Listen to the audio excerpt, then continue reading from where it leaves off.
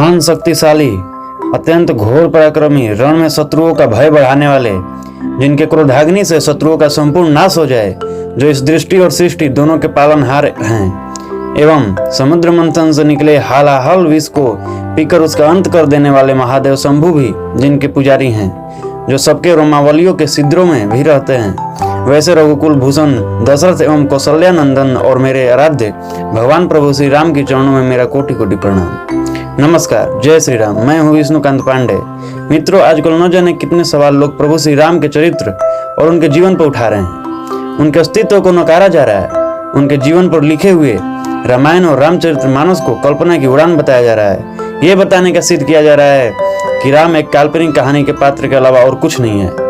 लोग यहाँ तक कह रहे हैं कि राम नाम का कोई व्यक्ति यहाँ इस पृथ्वी पर अवतरित ही नहीं था, और एक पल के लिए मान भी लें कि वे जन्मे थे तो उन्होंने हमारे लिए किया क्या है। ये सारी बातें सनातन धर्म और संस्कृति को चोट पहुंचाने और उसे तोड़ने के उद्देश्य से ही कही जा रही है। अब बात यह है कि लोग सिर्फ श्री राम पर ही क्यों निशाना साधे हैं। तो इसका जवाब है कि हमारे त्रिदेवों में से एक भगवान विष्णु के अवतार प्रभु श्री राम ही ऐसे थे जिन्होंने मर्यादा को स्थापित किया। उन्होंने ये बतलाया कि स्वयं ईश्वर भी अगर मानव रूप में आते हैं तो उनके लिए कोई विशेष सूची नहीं होती एवं संघर्ष ही जीवन है। उन्होंने ऐसे रास्ते चुने जो कि बेहद कठिन थे, जबकि वो परमात्मा थे, अपने लिए कोई सरल नियति लिख सकते थे। उनका जीवन संघर्षपूर्ण था, फिर भी वो धैर्य और मर्यादा का कभी भी त्याग नहीं किए, और इसलिए वे मर्यादा पुरुषोत्तम कहलाए।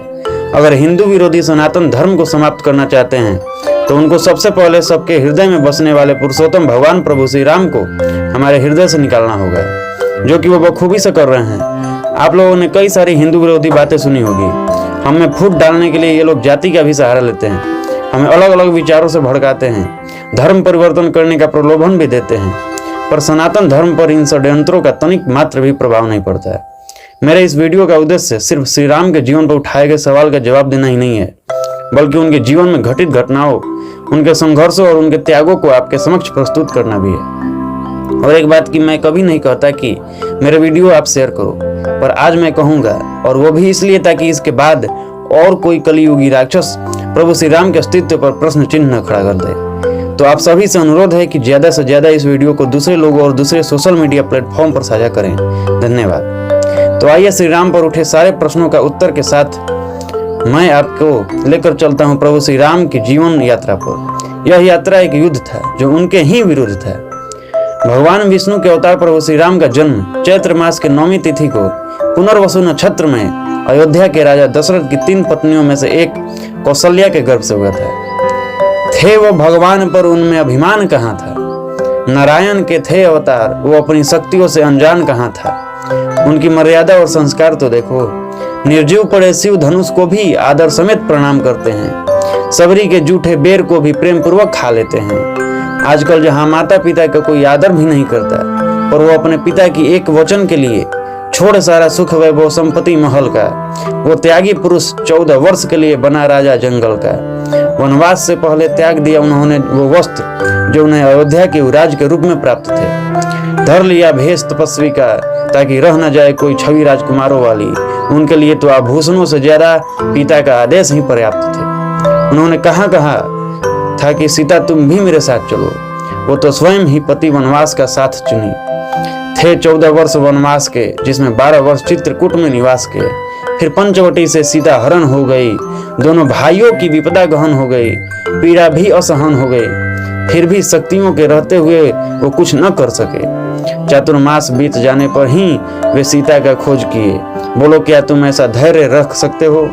नारी के सम्मान में कट गए पंख जटायु का, पर मर कर भी उसने ले ली कीर्ति दीर्घायु का। क्या एक स्त्री के सम्मान के लिए तुम भी लड़ सकते हो? सीता पर वो शंका करे ऐसे नहीं थे राम, वो तो लोगों की थी इच्छा। सीता के प्रतिष्ठा पर आंच न आए, इसलिए ही तो उन्होंने ली थी अग्नि परीक्षा।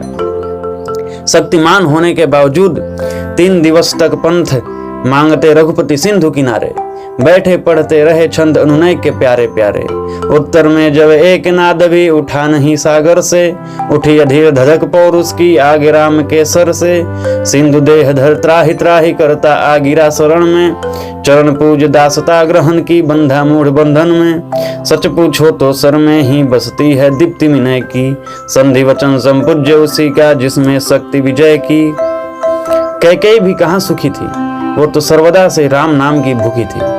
उसको लोग कितना हैं धिकारते, पर वनवास के बाद भी राम उन्हें माँ कहकर हैं पुकारते। कितना बड़ा हृदय है उनका, मित्र भी बनाया उसे लूट गया जो राज्य जिनका। अब भरत जैसे भाई कहाँ मिलते हैं, चरण पादुक चलाती हो कोई राज्य, अब वैसे राज्य कहाँ मिलते हैं। जो स्वयं शेषावतार थे, जो संपूर्ण ब्रह्मांड का टुकड़े करने में समर्थवान थे, क्या उनको शक्ति बाण लगती, उन्हें क्या मदद लेनी पड़ती गैरों का। अरे वो तो लीला थी इनकी, वरना कहाँ उग पाते हिमालय पर संजीवनी। अगर लक्ष्मण नहीं फेंकते बीज सबरी के द्वारा दिए जूठे बैरों का। छीन गया सब कुछ उनका एक पल में, फिर भी धैर्य पराक्रम और साहस दिखलाया उन्होंने क्षण भर में। उत्कर्ष भी तब हुए जब संघर्ष में थे तपे, इतनी विपदा में भी उनके चरित्र पर सिर्फ मर्यादा के संस्कार थे छपे। साधारण नहीं था त्रिलोकी विजेता रावण को हराना, ये स्वयं श्री राम भी मानते थे। कैसे भेदन करना है उस अमृत भरे विष कलश का, ये राम बखूबी जानते थे। तुम कहते हो कि भारत जातिवादी देश है, तो बोलो भीलनी सबरी के यहाँ क्या स्वयं भगवान जूठे बैर नहीं खाए थे? क्या केवट को अपना सबसे प्रिय मित्र नहीं बनाए थे? तुम सवाल उठा देते हो मेरे धर्म पर, जब जी मन चाहा रामायण को फाड़ दिया, रावण को श्रेष्ठ बतलाकर राम के पुतलों को चौराहों पर जला दिया। पर अब हम चुप नहीं बैठेंगे, अब भगवान का इतना तिरस्कार नहीं सहेंगे जितना सहते आए हैं। अब उन दानवों का सिर कटेगा जो धर्म विरोधी बातें करते आए हैं। श्री राम ने कभी भी छोटे बड़े का भेद नहीं किया। जो असहाय थे, दलित और दीन थे, उसे राम ने हमेशा दूसरों से ऊंचा स्थान दिया। राम ने भी मित्र ऐसे वानर सुग्रीव को बनाया जिनसे उनका राज्य और धर्मपत्नी दोनों ही छीन लिया गया था। उन्होंने जूठा भी एक दलित तपस्विनी सबरी का खाया।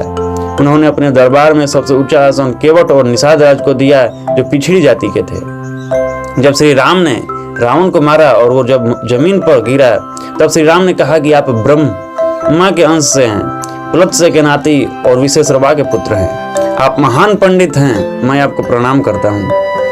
उन्होंने लक्ष्मण को रावण के पास शिक्षा ग्रहण करने के लिए भेजा, और ऐसा काम सिर्फ श्री राम ही कर सकते हैं। जो शत्रु का भी सम्मान, शत्रु के प्रति भी विनम्रता रखे, वो हैं श्री राम। तो कैसी लगी आपको श्री राम की जीवन यात्रा? कमेंट करके जरूर बताइएगा। जय श्री राम।